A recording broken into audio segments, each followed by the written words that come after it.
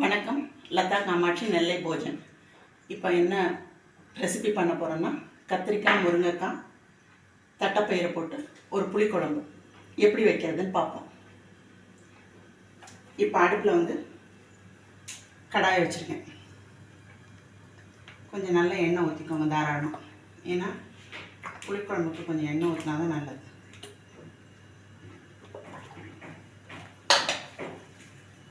நல்லெண்ணெய் ஊற்றிருக்கிறேன். அடுப்பில் கடாயை வச்சுருக்கேன். இப்போ எண்ணெய் வந்து நல்லா தாராளமாக ஊற்றிக்கோங்க. அதில் கடுகு, உளுத்தம்பருப்பு, வெந்தயம், காயம், வரமிளகாய் போட்டிருக்கேன். கடுகு இன்னும் கொஞ்சம் பொரியலை.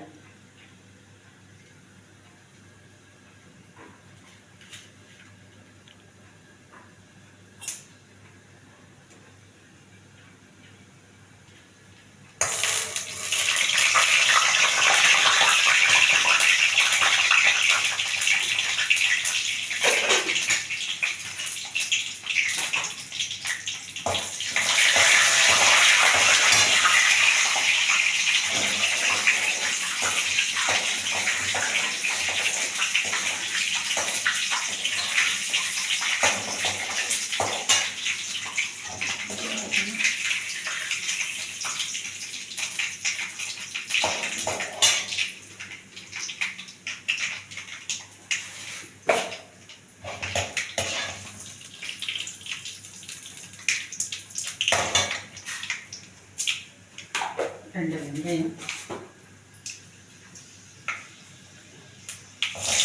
வெங்காயம், சின்ன வெங்காயம்,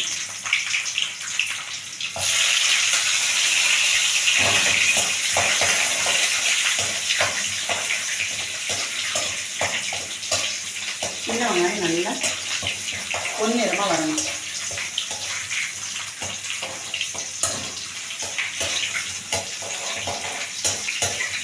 சின்ன வெங்காயம் நல்லா பொன்னிறமாக வந்தாலும்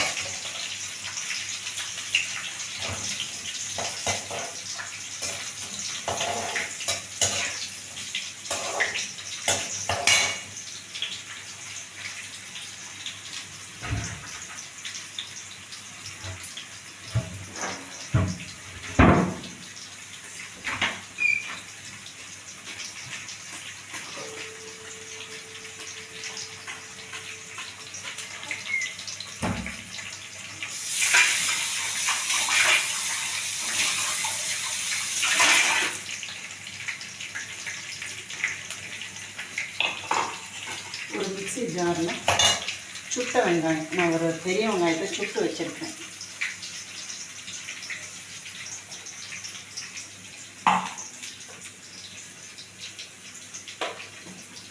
அது கூட 2 சின்ன வெங்காயம், தேங்காய், ஜீரகம்,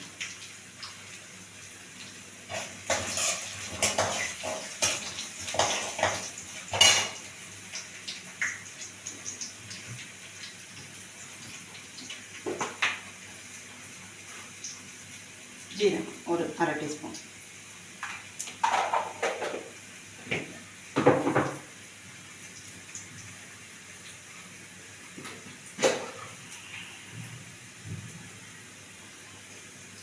தேங்காய் கொஞ்சம்,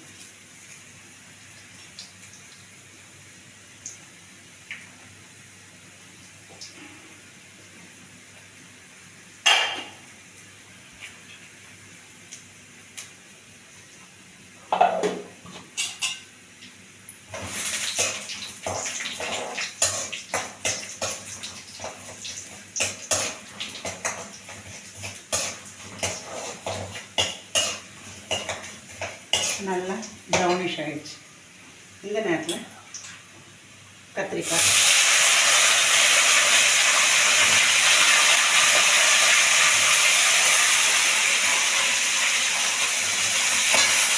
காராமணி, தட்டைப்பயிறு, முருங்கைக்காய்,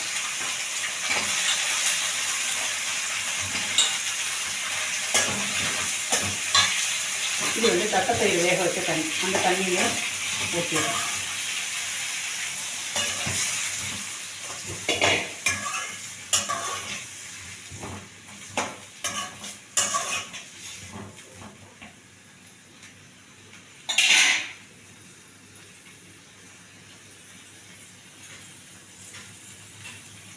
தக்காளி,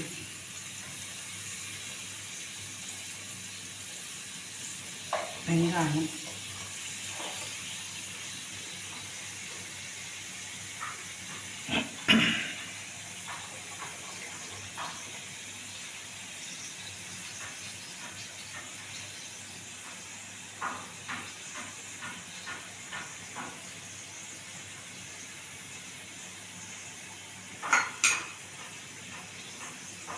மஞ்சள் பொடி,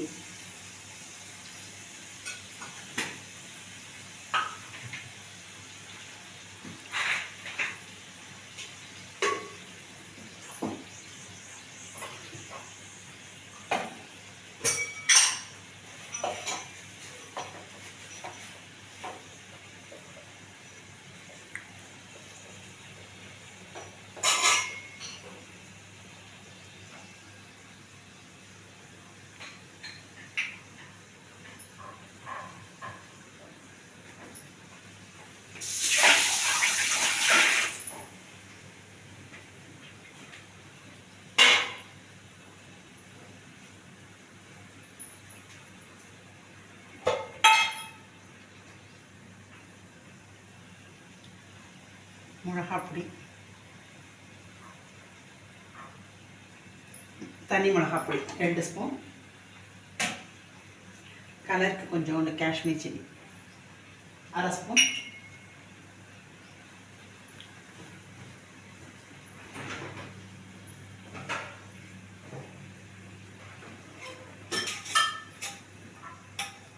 தனியா பொடி 1 ஸ்பூன், கூட கொஞ்சம் 1 ஸ்பூன்,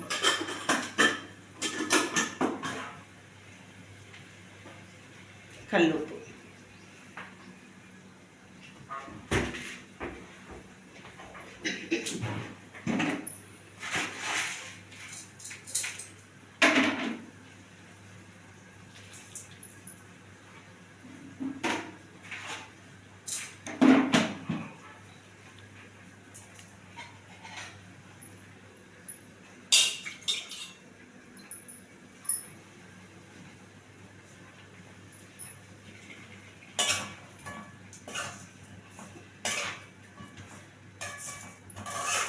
மஞ்சப்பொடி, மிளகாப்பொடி, தனி மிளகாப்பொடி, காஷ்மீர் சில்லி பவுட்ரு, தனியா பவுட்ரு, கல் உப்பு.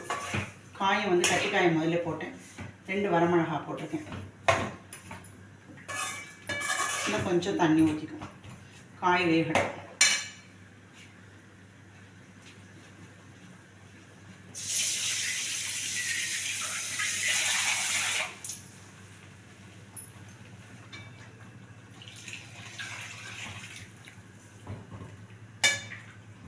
காய் வெந்த பிறகு இந்த புளி தண்ணியும் மாவத்தில் எடுத்து வச்சிருக்கிறேன்.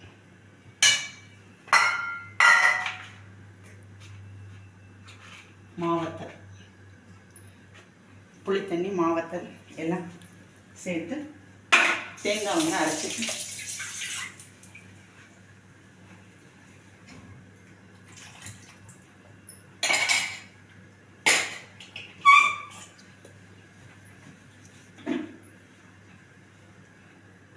நல்லா முருங்கைக்காய் வெந்திருக்கு.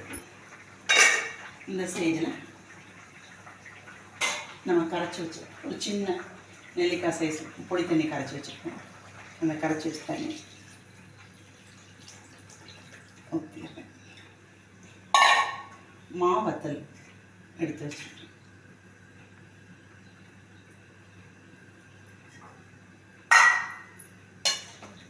கொஞ்சோண்டு வெல்லம் ஆட் பண்ணுறேன். சமையல் புளி செய்கிற பதார்த்தத்துக்கெலாம் நீங்கள் வெல்லம் ஆட் பண்ணிங்கன்னா நல்லாயிருக்கும். தக்காளி ஆட் பண்ணி செய்கிற பதார்த்தத்துக்கு ஜீனி ஆட் பண்ணுங்க நல்லாயிருக்கும். இப்போ தேங்காய், ஒரு பெரிய வெங்காயம் சுட்டு, சின்ன வெங்காயம், ஜீரகம் எல்லாம் அரைச்சி வச்சுருக்கேன், அதையும் சேர்த்துக்கிறேன்.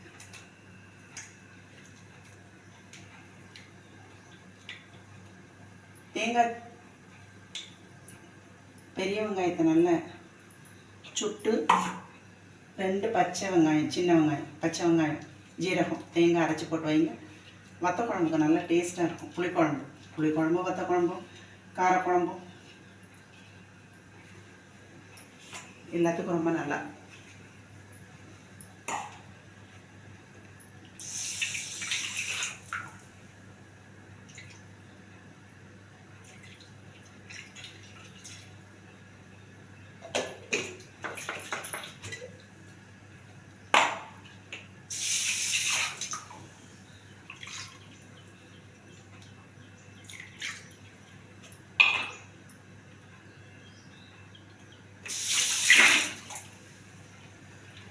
இந்த குழம்பு கொஞ்சம் தண்ணியாக இருந்தால் நல்லாயிருக்கும்.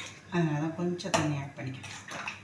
இந்த பயிரெல்லாம் போட்டிருக்கேன் இல்லையா, தட்டைப்பயிறு, அது கொஞ்சம் திக்னஸ் கொடுத்து வைப்போம்.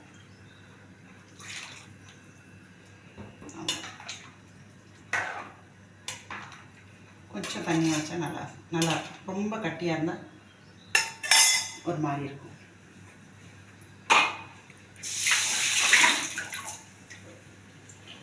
ஃபைனல் டச்சப் எப்போதுமே உப்பு போட்டாச்சு.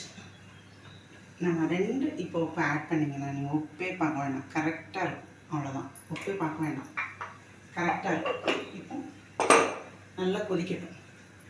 கொதித்து கொஞ்சம் அப்படியே தண்ணியாக இருக்கும்போதே, குழம்பு தண்ணியாக இருக்கும்போதே எண்ணெய் பிரிஞ்சு வந்துடும். அந்த ஸ்டேஜில் கருவேப்பிலை தூவி இறக்குனா கத்திரிக்காய், முருங்கைக்காய், மாவத்தல், தட்டைப்பயிறு போட்ட புளிக்குழம்பு இறக்கிட்டு அதை எப்படி இறக்கணுன்னு காமிக்கிறோம். இப்போ வந்து தட்டைப்பயிறு குழம்பு கொஞ்சம் எடுத்துகிட்டு மிச்சத்தை சாயங்காலம் ஸ்நாக்ஸு. வெல்லம் இது 1 டம்ளர் இருக்கும். 1 டம்ளர் தட்டைப்பயிறு, பாலுக்கும் கொஞ்சம் கூட வெல்லம் எடுத்து இதை சாயங்காலம் டீக்கு ஸ்நாக்ஸாக எடுத்துக்கலாம்.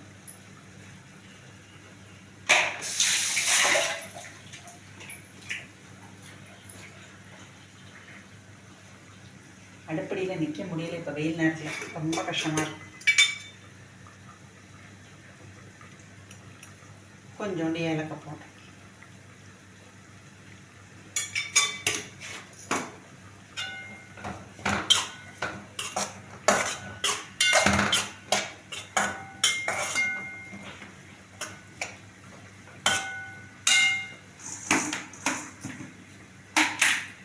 தேங்காய் பூ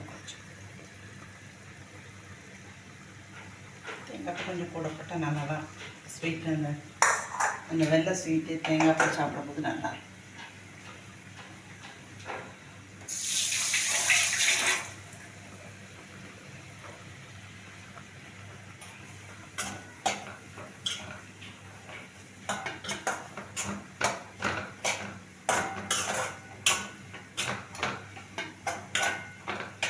கொஞ்சம் அப்படியே அந்த தண்ணி இது பண்ணி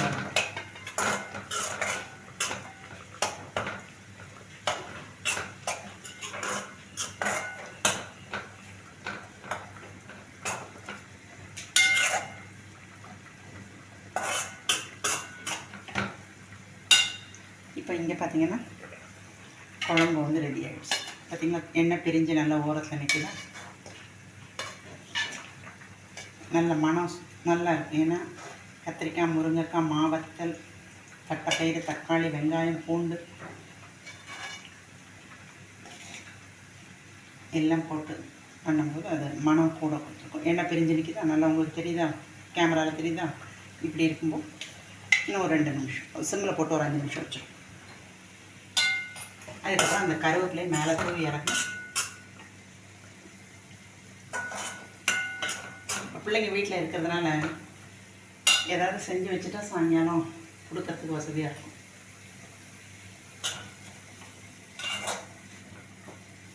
இதே நமக்கு அப்படியே நிற்க முடியல கிச்சனில்.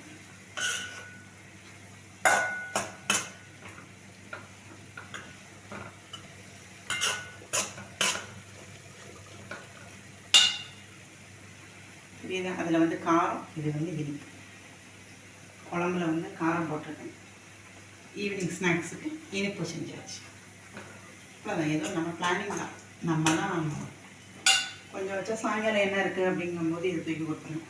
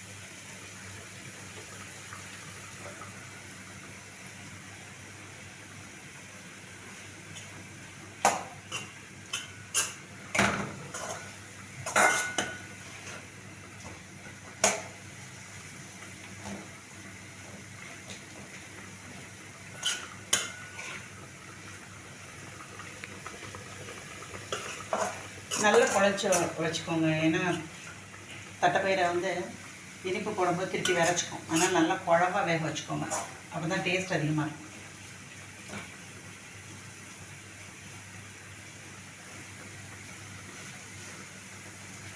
ஓகேவா?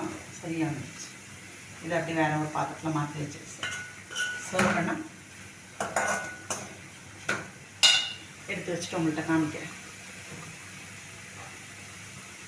ஓகே, இந்த ஸ்டேஜில் குழம்பு ஆஃப் பண்ணிடலாம். ஆஃப் பண்ணிவிட்டு நல்லா கருவேப்பிலை லேசாக போட்டுட்டு